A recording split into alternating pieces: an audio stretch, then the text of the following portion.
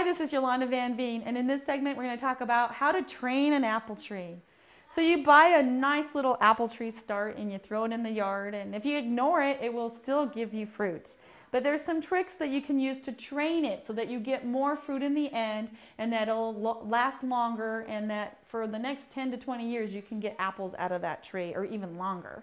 So there's a few rules that you should follow when you're planting an apple tree and how to train it.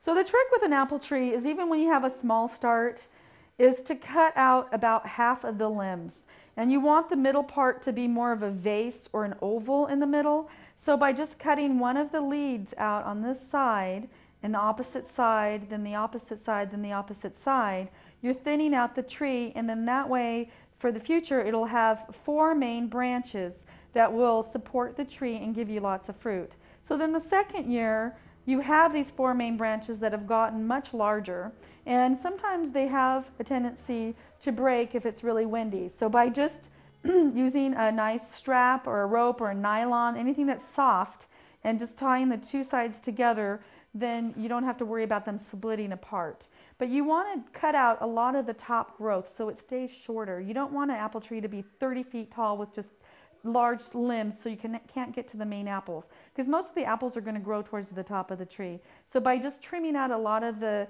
little starts and just leaving many of the main starts, you'll get a lot more fruit. So by the 3rd year, the same thing. You still have the rope and you've got some larger branches, but wherever they're taking a Y situation, they potentially could break. So just tying them together can help, but generally I found apple trees are so tough, whether you tie them or not, you usually don't ever lose them.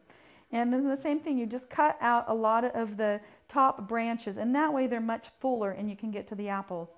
So by the 4th year, you're going to get a lot of apples, and they're going to be easy to get to. And you've trained it so that a lot of the lower branches are coming out, and you're getting a lot of fruit on the lower branches, and all the energy is not going towards the top of the tree, it's going to the bottom of the tree. So in the fall is the best time, or the middle of winter if you live in a milder climate, to prune your tree and train your apple tree. And you always want to cut out any dead branches, or if you have a bad storm, any damaged branches, you want to cut them out. And that way the next year you can have lots of apples on your apple tree.